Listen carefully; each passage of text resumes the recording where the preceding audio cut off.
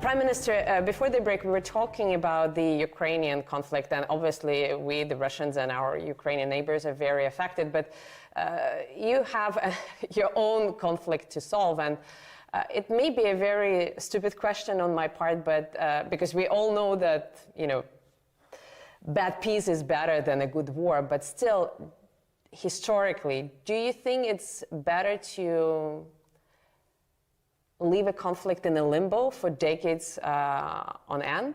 Or do you think issues should be solved when they're hot? You see, if humans want, they can solve any conflict. The problem is that the humans, the leaders, and I'm talking about the leaders, I'm sure people in Ukraine and in Russia, everyone understands that if there's a conflict, there will be consequences. Everyone will be worse. But it's not about the people. People on either side don't want this conflict to happen. So exactly.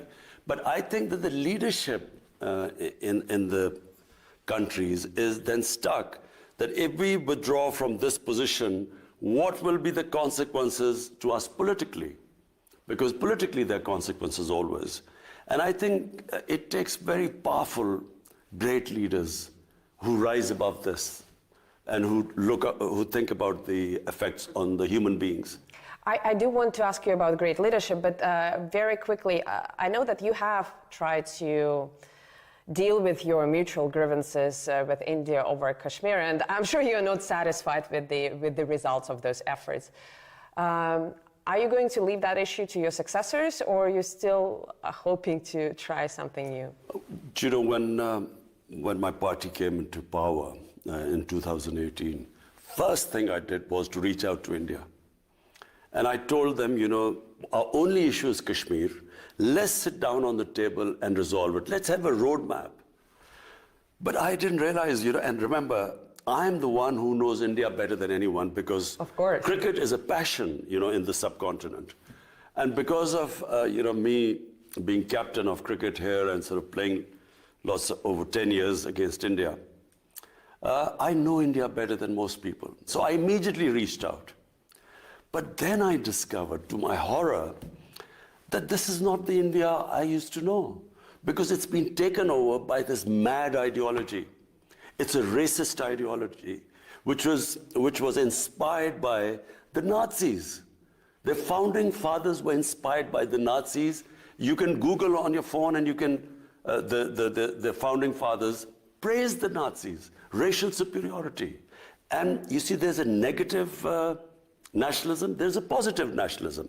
You must distinguish between the two. I can inspire my people by saying, look, you were a great nation, let's now get back again.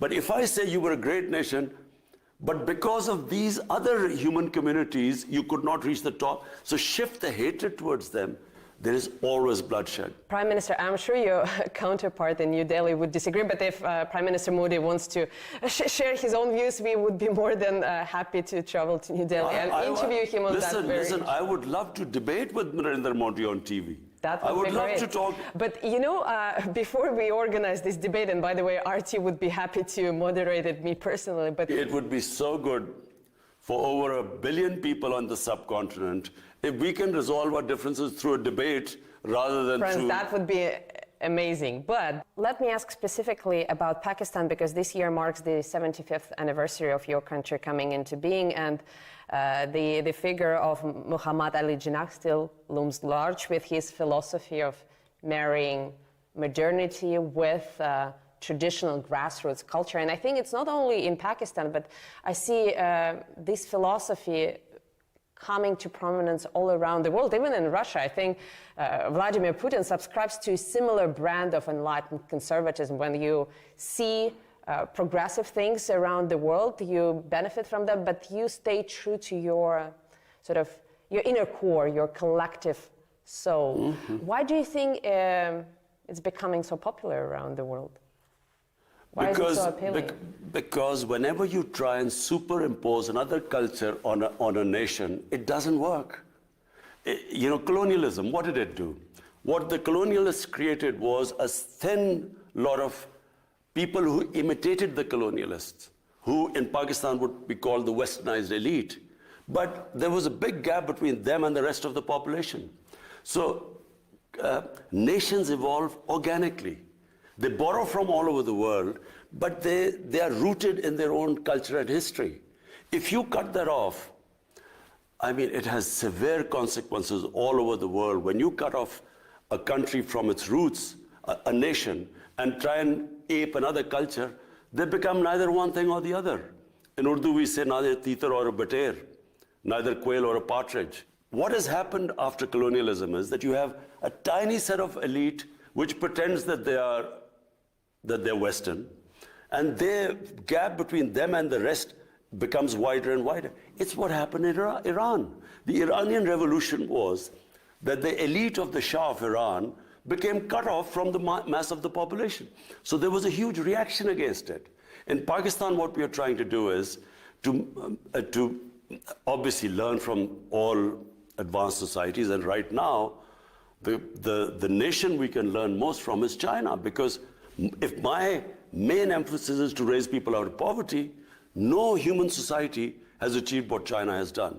So therefore, we learn from everyone, but we should be rooted in our own culture, history, religion. China played a subtle but I think very significant role in facilitating Russian-Pakistani exchanges, and I know that recently while visiting Beijing you suggested that Islamabad can act as a mediator between Beijing and Washington. What makes you believe, I'm sorry for being blunt, but what makes you believe that mediation is even possible? Because as far as I understand the American psyche, they are not after understanding, they are not after negotiating on the level playing field, they are after preserving dominance. Would China agree to that?